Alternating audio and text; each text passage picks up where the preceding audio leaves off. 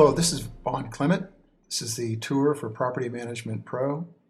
Today we're going to go through the screens in this tour for property management, starting with the property screen. Now be aware that I'm not going to cover all the items, I'm just going to give you a tour. If you want more details, please use the user guide, which will take you all the way down to the field level for information. This is the property screen.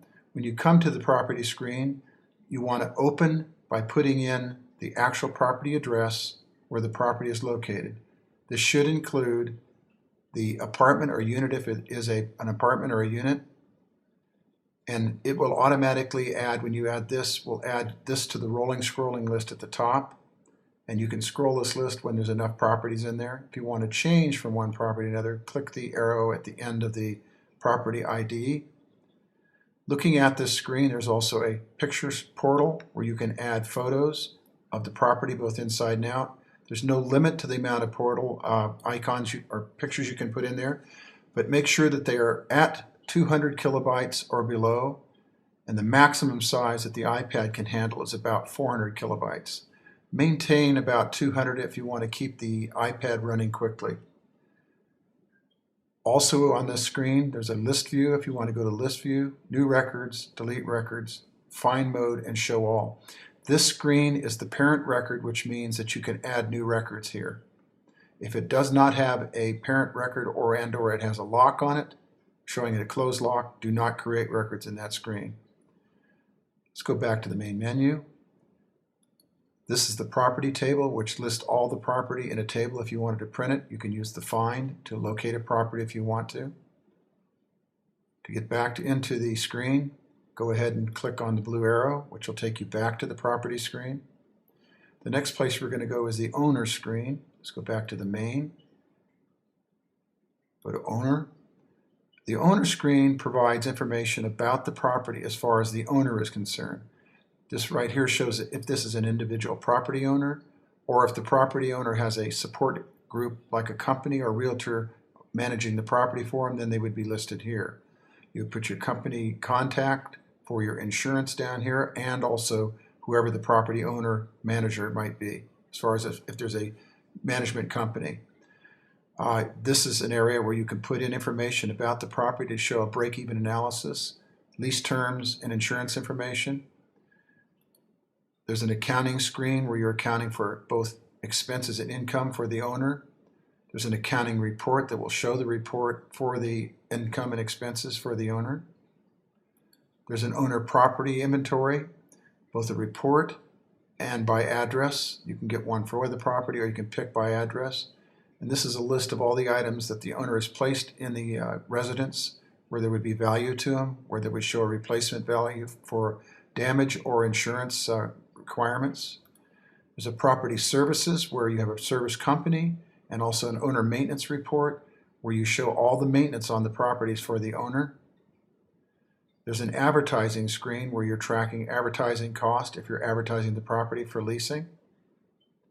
Okay, with this information, this is the owner screen. Let's go back to the main screen. The owner screen includes a table, and the table would be all the owners listed in the app.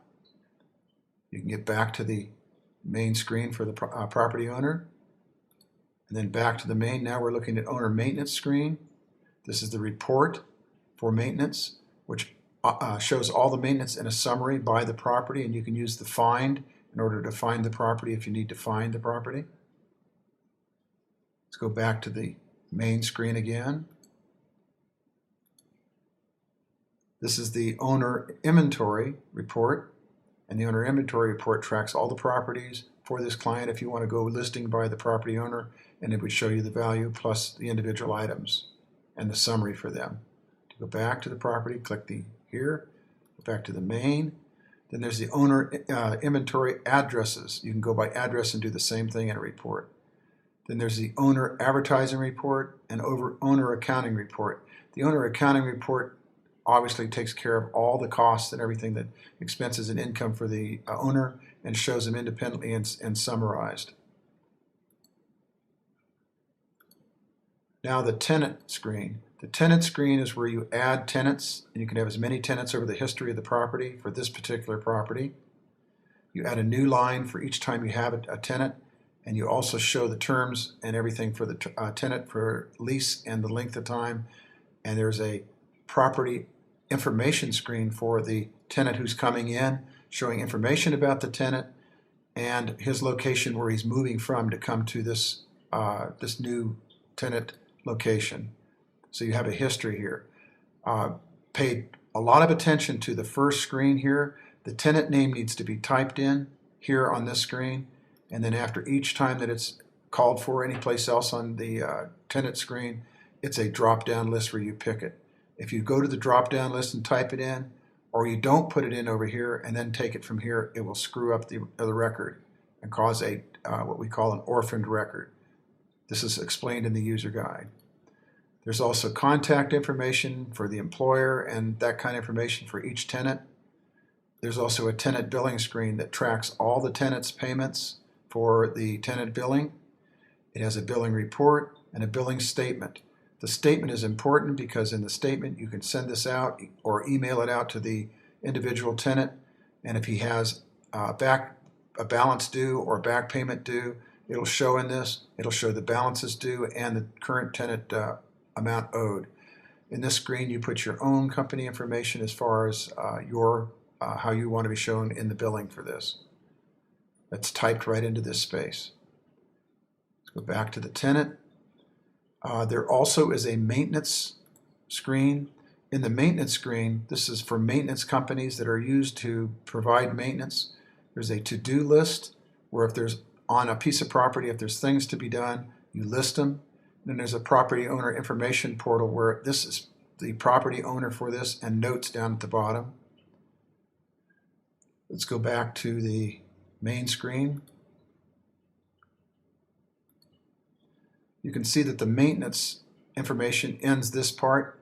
There is a tenant, like we said, last residence, tenant report, and tenant statement.